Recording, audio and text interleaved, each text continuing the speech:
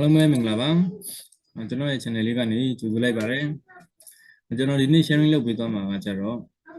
dimension ထိုးတာနဲ့ပတ်သက်ပြီးတော့ဗောနော် tips လေးကိုကျွန်တော် sharing လုပ်ပေးသွားမှာဖြစ်ပါတယ်နော်ဒီ video လေးကတော့ကျွန်တော်က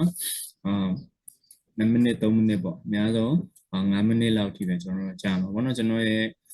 tutorial လေးတွေဆိုလို့ရှိရင်တချို့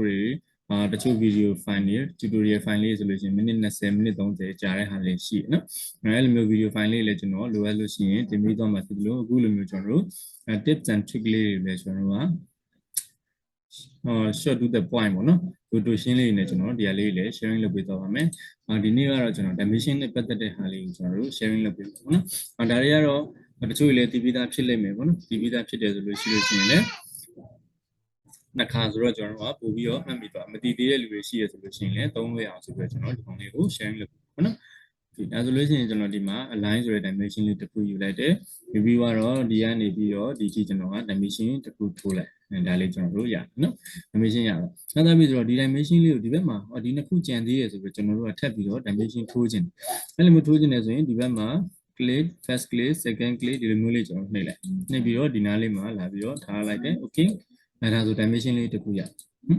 ါပေမဲ့ဒီနေရာမှာ equal လုပ်ချင်တယ်ပေါ့နော် equal လုပ်ချင်တဲ့အခါကျတော့ equal ဆိုပြီးနှိပ်လိုက်ရင် dimension ကဒီနှစ်ခုတည်းကိုပဲထိုးထားတာဖြစ်တဲ့အတွက်ဒါနဲ့ကျတော့ equal လာမှာဖြစ်တော့ဒီမှာကျွန်တော်တို့နော်ဒီမျိုးလေး value အပြင်ကြည့်လိုက်မယ်ဆိုရင်ဒီဟာတွေက2800ကျော်လေးဖြစ်နေမယ်ဒီမှာ1500ဖြစ်နော်ဒီလိုမျိုးလေးကျွန်တော်တို့ကဟိုဘက်ဒီဘက် equal မဖြစ်တော့ဘူးနော်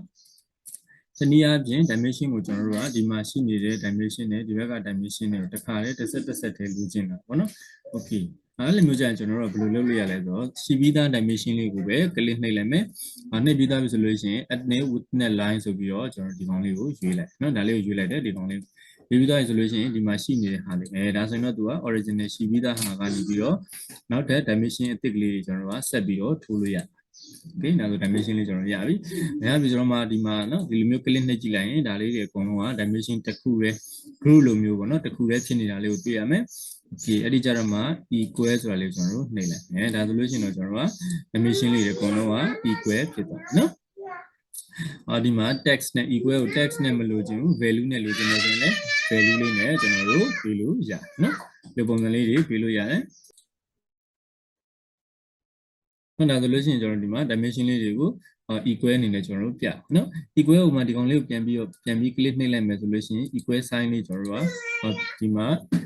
equal ဆိုတဲ့ name လေးနဲ့ပဲစာသားလေးနဲ့ပဲပြမလားဒါမှမဟုတ်လို့ရှိရင်လည်းဒီမှာ value နဲ့ပဲပြမလားဆိုပြီးဒီလိုပုံစံလေးတွေကျွန်တော်တို့လုပ်လို့ရတယ်ဒီဘက်မှာဆိုလို့ရှိရင်ကျွန်တော်တို့ dimension လေးတွေထပ်ပြီးတော့ကျွန်တော်တို့ dimension ထိုးကြည့်မယ်ပေါ့နော် okay ဒီမှာဆိုတော့ dimension လေးကျွန်တော်တို့က align dimension ယူလိုက်တယ်ဒီဘက်ကနေပြီးတော့ဒီတစ်ခုရယ်ဒီဟာလေးရယ်ဒီကောင်လေးရယ်ဒါလေးရယ်ကျွန်တော်တို့က dimension လေးတွေယူလိုက်နော်ဒီလိုပုံစံလေးရနောက်ပြီးဆိုတော့ဒီမှာကတော့ကျွန်တော်တို့က equal ဖြစ်နေတာအကုန်လုံး dimension တွေအကုန်လုံးက window 3ခုစလုံးကဒီဘက်မှာ wall အစုံကနေပြီးအကုန်လုံးတစ်ခုနဲ့တစ်ခု equal လေးတွေဖြစ်နေတယ်ပေါ့နော်အဲ့လိုမျိုးဖြစ်နေတယ်ဒီဘက်ကကြတော့အဲ့လိုမျိုးမလုပ်ချင်ဘူးဘယ်လိုမျိုးလဲဆိုလို့ရှိရင်ဒီမှာရှိနေတဲ့ကျွန်တော်တို့dimension 1500ဆိုတဲ့ dimension ပေါ့နော် wall ကနေဒီဘက်wall ကနေပြီးတော့ကျွန်တော်တို့ဒီဘက် window က1500ဒီဘက် wall ကနေပြီးတော့ဒီဘက် window က1500ပေါ့နော်ဒီလောက်ကလေးရှိနေဒါဆိုတော့ equal ဆိုပြီးတော့ဒီလိုမျိုးလည်းမနှိပ်ချင်ဒီမျိုးနှိပ်လိုက်အကုန်လုံး equal ဖြစ်သွားမှာလေကျွန်တော်တို့ကအဲ့လိုမျိုးလည်းမလုပ်ချင်ဒီတိုင်းလက်ရှိအခြေအနေလေးကိုပဲ equal sign ပြချင်တယ်ဒါမျိုးဆိုရင်မရဘူးဒါမျိုးဆိုရင်လည်းကျွန်တော်တို့ရတယ်ဒီကောင်လေးကိုဒီ dimension လေးကိုယူလိုက်မယ်ယူပြီးသွားပြီဆိုလို့ရှိရင်ဒီနေရာမှာequal text ဆိုတဲ့ဟာလေးကျွန်တော်တို့ပေးလိုက်ဒါဆိုရင်1500နဲ့1500တူနေတဲ့ဟာလေးတစ်ခုက equal text အနေနဲ့ပြသွားမယ်ဒီလိုမျိုး equal sign လေးဖြစ်သွားပြီဒါလေးတွေကတော့သူကသူငကိုရှိနေတဲ့ပုံစံတိုင်းလေးပဲဖြစ်တယ်နော်ဒီလိုပုံစံလေးကလည်းကျွန်တော်တို့ကလိုအပ်တယ်ဆိုလို့ရှိရင်သုံးလို့ရတယ်ပေါ့နော်ဒီလိုပုံစံလေးဒီနော်ဒီဘက်အောက်မှာရှိနေတဲ့ဟာကျတော့ဒါတွေကကျတော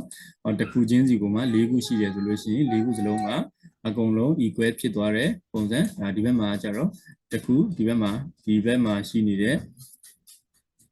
window နဲ့ wall နဲ့က equal ဖြစ်မယ်ဒီဘက်မှာရှိနေတဲ့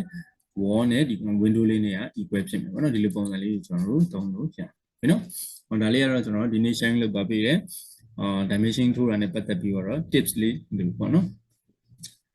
ဒီလိုမျိုး video short video လေးလည်းကျွန်တော်နောက်ပိုင်းမှာလိုရင်းတူရှင်းလေးတွေပေါ့နော် short to the point လေးကျွန်တော်ဒီဟာလေးလည်း sharing လုပ်ပေးပါအောင်မယ်ပုံမှန်ကျွန်တော်တို့ sharing လုပ်ပေးနေကြတစ်ခုချင်းစီကို detail အနေနဲ့ကျွန်တော်တို့သွားတယ် မိနစ်20နိုင်ဝက်ပေါ့နော်စသည်ဖြင့်ဒီလိုဗီဒီယိုလေးတွေကျွန်တော်လာပါအောင်နော်ကျွန်တော်ရဲ့ channel လေးကနေပြီးတော့ sharing လုပ်ပေးတဲ့အကြောင်းအရာလေးတွေကိုသဘောကျတယ်ဆိုလို့ရှိရင် like လေးလည်းနှိပ်ထားပေးပါအောင်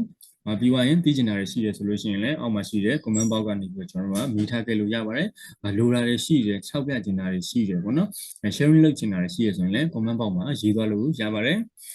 နောက်အသစ်တင်တဲ့ဗီဒီယိုလေးအတိုင်းသိနိုင်ဖို့အတွက် subscribe button လေးနဲ့ခေါင်းလုံးလေးကိုလည်းကျွန်တော်တို့နှိပ်သွားပြီနော် okay ပါ